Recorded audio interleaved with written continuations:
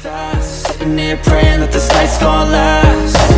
You got it all on tap, I'm loving your vibe, always have your back.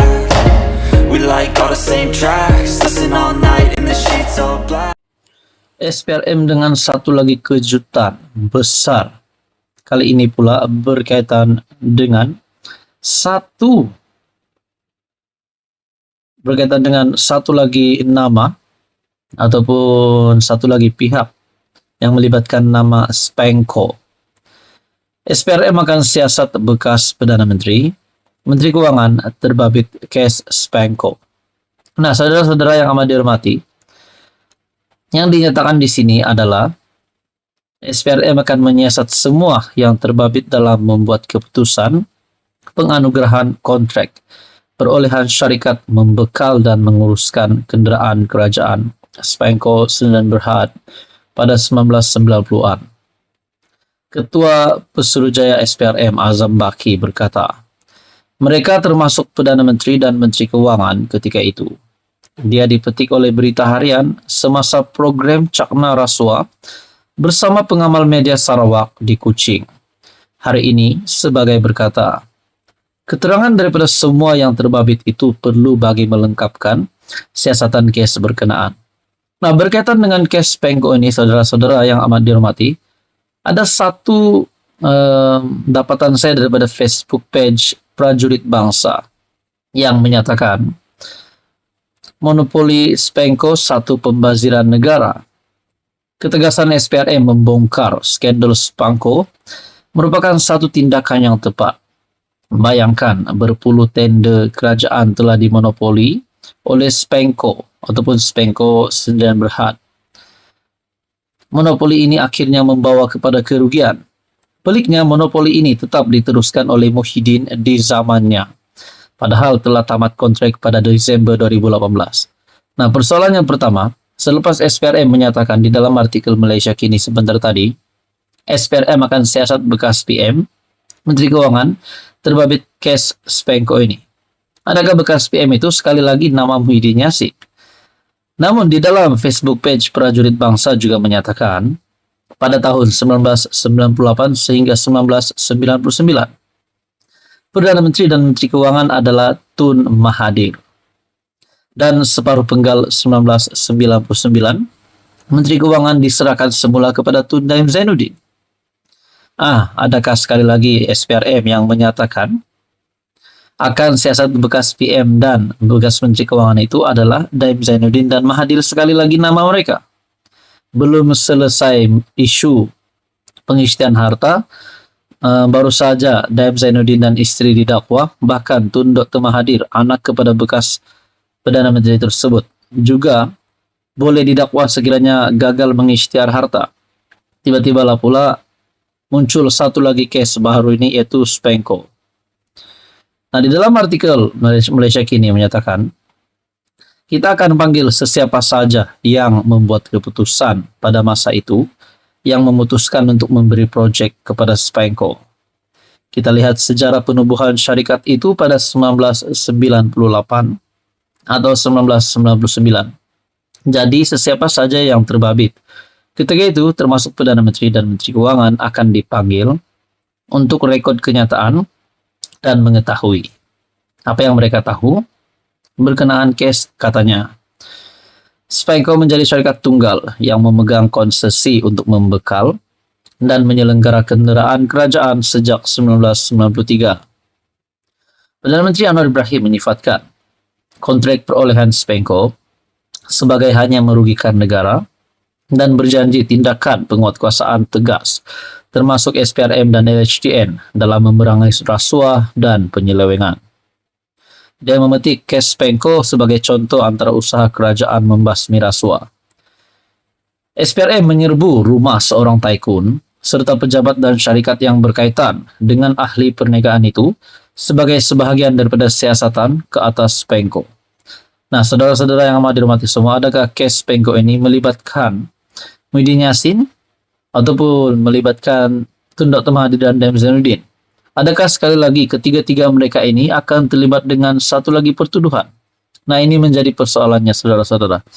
Adakah kes Spanko ini akan membawa kepada ditangkapnya bekas Perdana Menteri dan Menteri Keuangan itu? Ini menjadi persoalannya. Saudara-saudara, sekian saja, teruskan bersama di dalam channel ini untuk info yang seterusnya. Halo semua, salam sejahtera Malaysia. Selamat datang ke channel Fels Lifestyle. Terima kasih karena masih setia bersama di dalam channel ini. Tuan-tuan dan puan-puan yang saya amat hormati semua. Sebelum ini kita mendengar nama anak Mahathir untuk mengisytiharkan harta. Dan akhirnya SPRM baru-baru ini dalam satu pengumuman yang mengejutkan, Tun Dr. Mahathir Mohamad beserta anaknya sendiri, namun tidak disebut Mukris di dalam hal ini. Dua anak Tun Mahathir berdepan pendakwaan jika gagal isytihar harta kepada SPRM. Nah, saudara-saudara yang amat dihormati semua, sebelum ini kita juga melihat bahwa Tun Mahathir tidak berpuas hati dengan keputusan SPRM ini. Bahkan di dalam hal ini, beberapa pemerhati politik juga ada membuat kenyataan, masuk Syabuddin Husin ataupun Syabuddin.com. Adakah selepas ini Mukris Mahathir juga akan terlibat dengan pengisytiharan harta ini?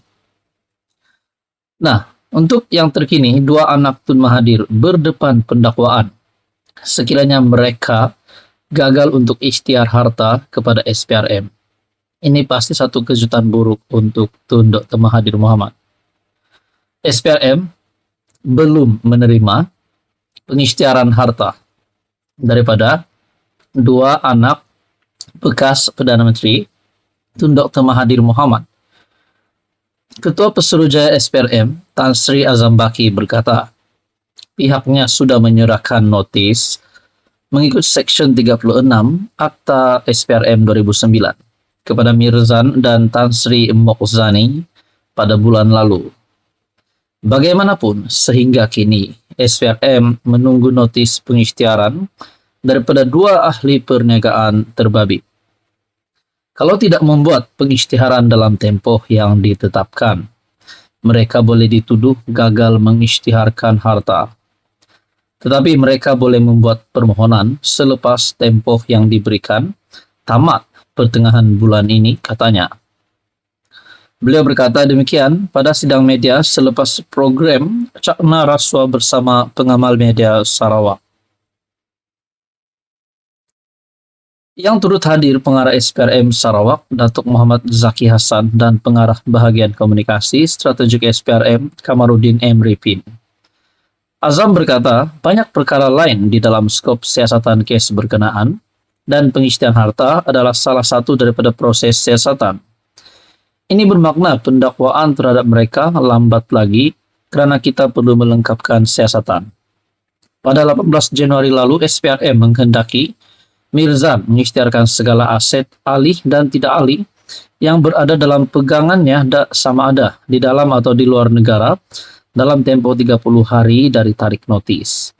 Mokhzani pula disiasat mengikut Akta SPRM 2009 dan Akta Pencegahan Pengubahan Wang Haram, Pencegahan Pembiayaan Keganasan dan Hasil daripada Aktiviti Haram, AMLA TFPUAA 2001. Nah, saudara-saudara, kalau mereka akan membantu siasatan SPRM, kenapa mereka tidak isytihar saja harta? Tapi kita nantikan saja sehingga tarik tempo yang ditentukan. Adakah kalau mereka gagal untuk membantu siasatan dan SPRM pula mendapati mereka bersalah, mereka akan ditangkap masuk penjara? Adakah perkara ini akan berisiko untuk membuatkan mereka berdua, anak kepada Tun Mahathir, berisiko untuk masuk penjara? Nah, ini pasti satu kejutan buruk untuk Tun Mahathir.